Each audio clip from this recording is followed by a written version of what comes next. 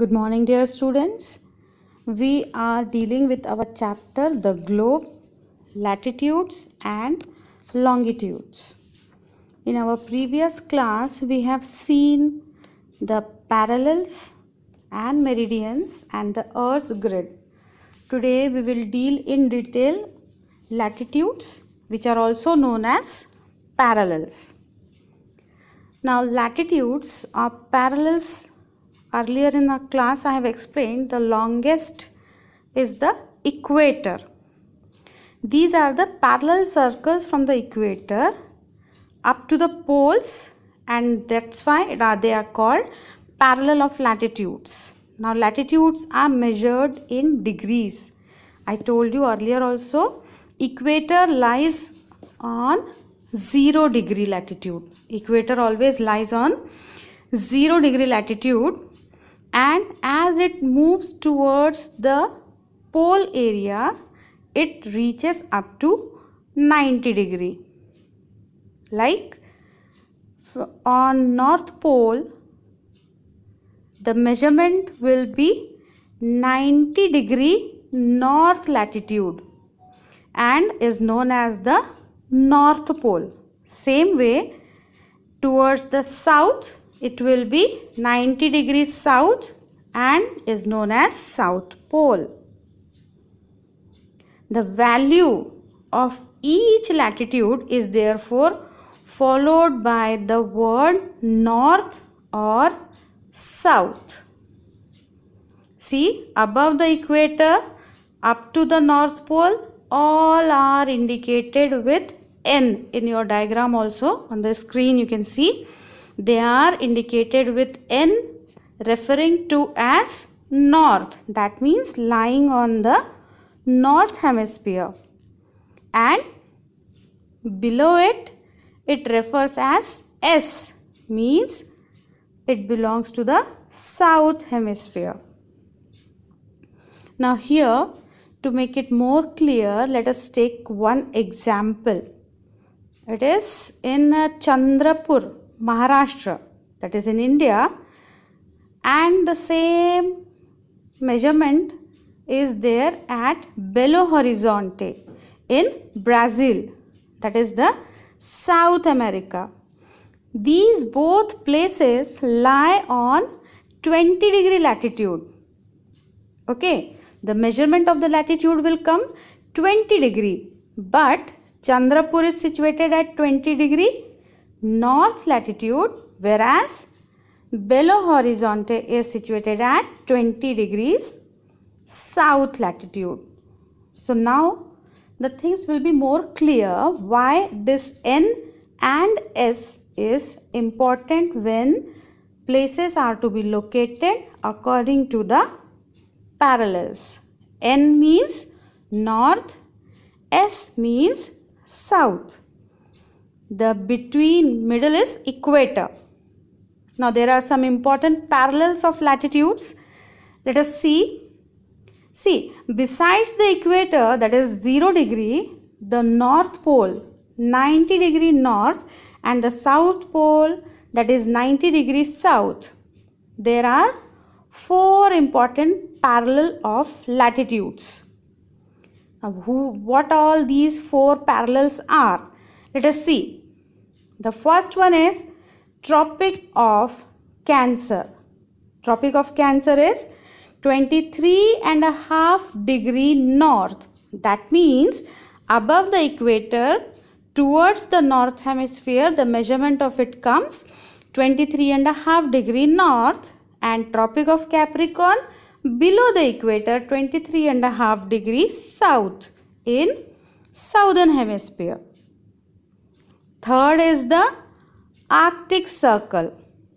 Arctic Circle measures at 66.5 degree north of the equator. The fourth is Antarctic Circle, which measures at the 66.5 degree south of the equator. The middle one in red line you can see it is the equator. So these are the 4 important circles: Tropic of Cancer, Tropic of Capricorn, Arctic Circle, Antarctic Circle. Next is the heat zones of the earth.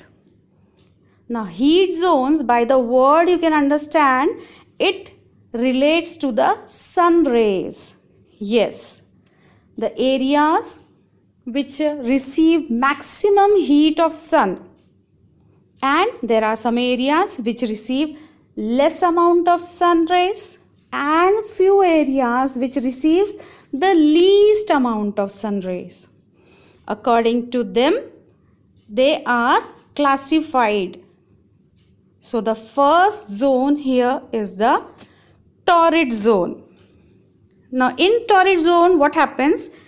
There the midday sun is exactly overhead at least once in a year on all latitudes in between the Tropic of Cancer and the Tropic of Capricorn.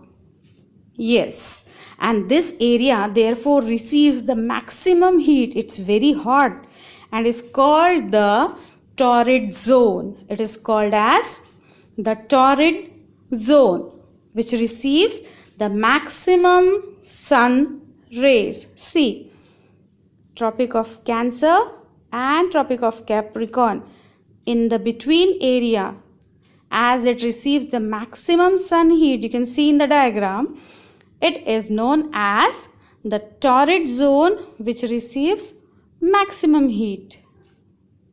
The next zone is the temperate zone. Now temperate zone means the midday sun never shine overhead on any latitude beyond the Tropic of Cancer and the Tropic of Capricorn. Means the area which is in pink color, you can see they never face the overhead sun. Never face the overhead sun. And the angle of sun rays goes on decreasing towards. See, you can see in the yellow lines there.